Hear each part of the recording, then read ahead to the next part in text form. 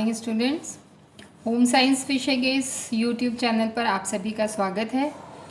और आज का ये जो वीडियो है, इस वीडियो में हम अध्ययन करने जा रहे हैं कॉम्पोजिशन ऑफ ब्लड का जो चैप्टर है, इसके पिछले 2 वीडियो भी हम देख चुके हैं। और आपने उनके जो पिछले 2 वीडियो देखे थे उसमें हमने ये पढ़ा था कि ब्लड जो है वो क्या होता है, उसकी डेफिनेशन क्या है और उसका जो कॉम्पोजिशन है वो वहाँ पे हमने स्टार्ट किया था। और उसी कॉम्पोजिशन को आगे बढ़ाते हुए आज हम जो अध्ययन करने जा रहे हैं वह अध्ययन करेंगे हम WBC का। इससे पहले हम अध्ययन कर चुके हैं कि जो ब्लड का कॉम्पोजिशन होता है इसमें मेन जो 55% पार्ट जो है वो प्लाज्मा होता है और जो 45% पार्ट है वह ब्लड सेल्स होती हैं। तो प्लाज्मा के बारे में विस्तार से अध्ययन हम कर चुके हैं। और इसके अलावा फिर लाल रक्त कणिकाएँ जो रुधिर को लाल रक्त प्रदान करती हैं उसका हम विस्तार से अध्ययन कर चुके हैं। आज हम अध्ययन करने वाले हैं श्वेत रक्त कणिकाएँ कि श्वेत रक्त कणिकाएँ क्या होती हैं। श्वेत रक्त कणिकाएँ जो हैं यह मुख्य रूप से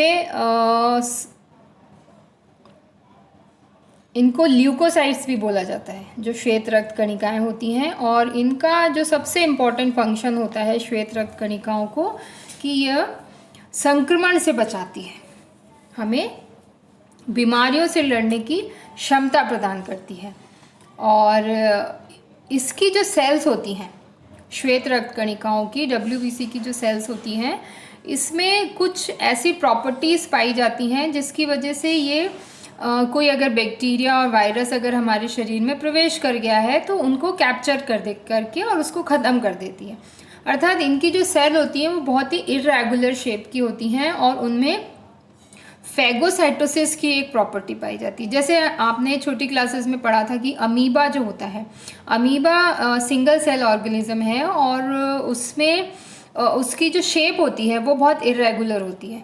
और जैसे ही वो अपने आहार को जब उसको ग्रहण करना होता है तो अपने आहार के चारों तरफ एक सूडोपोडिया का निर्माण करता है और उस सूडोपोडिया से उस आहार को पकड़ लेता है।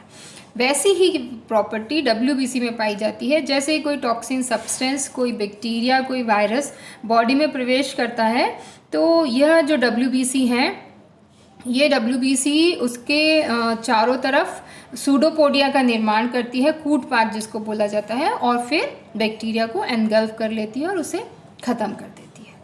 तो इस प्रकार से यह जो WBCs होती हैं ये RBC से साइज़ में बड़ी होती हैं और इनमें केंद्रक भी पाया जाता है। इससे पहले अध्ययन किया था हमने कि RBC जो हैं लाल रक्त कणिकाओं में केंद्रक नहीं पाया जाता है। और केंद्रक न होने की वजह से लाल रक्त कणिकाएँ जो होती हैं एक निश्चित जीवन काल तक ही जीवित रहती हैं, अर्थात 120 दिन तक वो जीवित रहती हैं और उसके बाद वे स्वतः ही ख़त्म हो जाती हैं। तो बट जो WBC होती हैं, ये WBC जो हैं उनमें केंद्रक पाया जाता है और ये शरीर को रोग प्रतिरोधक क्षमता प्रदान करती है। इसके अलावा जो WBC होती हैं ये भी अलग अलग तरीके की हैं। जैसे कि आप यहाँ पर डायग्राम में देख रहे हैं, WBC जो ब्लड के अंदर पाई जाती हैं उनमें कुछ मोनोसाइट्स होती हैं, कुछ लिम्फोसाइट्स होती हैं, इओसिनोफिल्स, बेसोफिल्स, न्यूट्रोफिल्स, ये अलग अलग तरह की WBC हैं जो ब्लड के अंदर पाई जाती हैं और इनका जो कार्य होता है वह अलग अलग प्रकार का होता है। तो जो WBC हैं, मोटे तौर पर WBC जो है वो शरीर के लिए एक तरह से सोल्जर की तरह काम करती है, सैनिक की तरह कार्य करती है। बाहर से अगर कोई आक्रमण हुआ है बैक्टीरिया, वायरस या किसी टॉक्सिन सब्सटेंसेस का, तो उससे हमारे शरीर को यह बचाती है। और फिर अगर इसके अंदर भी क्लासिफिकेशन देखा जाता है WBC का, तो जो इसमें न्यूट्रोफिल्स पाई जाती हैं, न्यूट्रोफिल्स जो होती हैं ये 65 से 75% तक होती हैं। और ये न्यूट्रोफिल जो है वो बैक्टीरिया पर डायरेक्ट अटैक करती हैं और उसे अपने गिरफ्त में ले लेती हैं और वहीं इसे नष्ट कर देती हैं। इस प्रकार जब तक हमारे शरीर में ये जो WBC हैं ये कार्य करती रहती हैं तब तक व्यक्ति उस बीमारी से संक्रमित नहीं होता है। परंतु यदि रोग प्रतिरोधक क्षमता कम हुई है या WBC की कार्य क्षमता और उसकी मात्रा कम हुई है और बैक्टीरिया वायरस का अटैक ज़्यादा हुआ है तो व्यक्ति जो है वो बीमार हो जाता है। इसके अलावा दूसरी जो WBC हैं लिम्फोसाइट्स हैं। लिम्फोसाइट्स जो होती हैं वो WBC का लगभग 25% भाग बनाती हैं और ये एंटीबॉडीज़ का उत्पादन करती हैं। तो ये जो एंटीबॉडीज़ जब बॉडी में बनती हैं तो किसी भी रोग के विरुद्ध, बैक्टीरिया के विरुद्ध, वायरस के विरुद्ध एंटीबॉडीज़ बॉडी में बन जाती हैं और फिर उस बीमारी से शरीर को बचाया जा सकता है। तो यह जो लिम्फोसाइट्स होती हैं ये रोग प्रतिरोधक क्षमता शरीर को प्रदान करती हैं। इसके अलावा अन्य जो WBC हैं उसमें बेसोफिल्स आती हैं। बेसोफिल्स जो होती हैं इनकी जो विशेष प्रॉपर्टी होती है कि इनमें हिपरिन नाम का एक एंजाइम पाया जाता है। एंटीजन हिपरिन होता है और हिपरिन जो होता है यह क्या करता है कि ब्लड के अंदर, जब ब्लड रक्त वाहिनियों में प्रवाहित हो रहा है, केशिकाओं में प्रवाहित हो रहा है, तो उस समय ये जो बेसोफिल के अंदर पाया जाने वाला हिपरिन जो है एक तरह का प्रोटीन होता है और यह थक्का जो होता है वो नहीं बनने देता। यह एंटी क्लॉटिंग एजेंट इसको बोला जाता है, जो ब्लड के अंदर नेचुरली प्रेजेंट होता है और रक्त केशिकाओं में रक्त का थक्का ना बने यह वो कार्य करता है।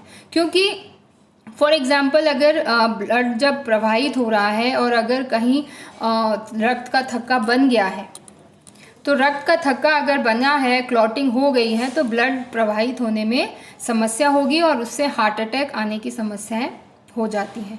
तो यह शरीर का एक प्राकृतिक सुरक्षा तंत्र भी होता है जिसमें हिपरिन नाम का जो प्रोटीन है वो एंटी कोगुलेटिंग प्रोटीन होता है। रक्त वाहिनियों के अंदर जो रक्त है उसका कोगुलेशन नहीं होने देता है, रक्त का थक्का नहीं जमने देता है। तो इस प्रकार से जो WBCs होती हैं, WBC का मुख्य कार्य है शरीर की रोगों से रक्षा करना। और यह इनके जो प्रकार हैं न्यूट्रोफिल्स, लिम्फोसाइट्स, बेसोफिल्स, ये अलग अलग तरह की कार्य के आधार पर अलग अलग प्रकार की जो WBC हैं वह पाई जाती हैं। इसके बाद मुख्य जो रक्त कणिका पाई जाती है वो होती है ब्लड प्लेटलेट्स, जिनको थ्रोम्बोसाइट्स भी बोला जाता है और बिंबाणु भी बोला जाता है। तो ये जो थ्रोम्बोसाइट्स होती हैं ये छोटी और गोलाकार, अंडाकार, रंगहीन कोशिकाएं होती हैं और ये भी अस्थि मज्जा में ही बनती हैं। इनमें केंद्रक नहीं पाया जाता है। और ये जो ब्लड प्लेटलेट्स होती हैं इसका सबसे महत्वपूर्ण कार्य जो है वो है रक्त का थक्का बनाने में मदद करना।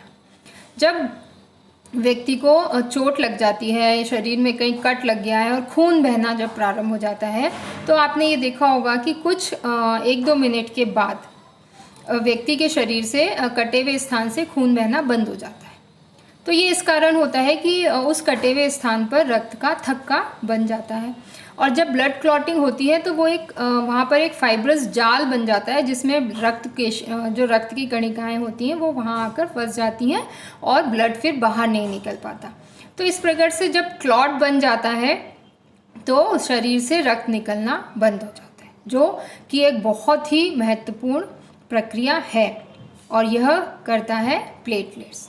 तो प्लेटलेट्स या थ्रोम्बोसाइट्स की ये प्रॉपर्टी है कि जो ब्लड क्लॉटिंग के प्रोसेस है उस प्रोसेस में ये हेल्प करता है, या हम यूँ कहें कि रक्त का थक्का जमाने की जो प्रक्रिया है उसमें मदद करता है, जिससे शरीर द्वारा बहने वाले खून को बाहर कट लगने से या एक्सीडेंट से और किसी कारण से चोट लगने से अगर शरीर से रक्त बह रहा है तो रक्त को बहने से यह रोकता है।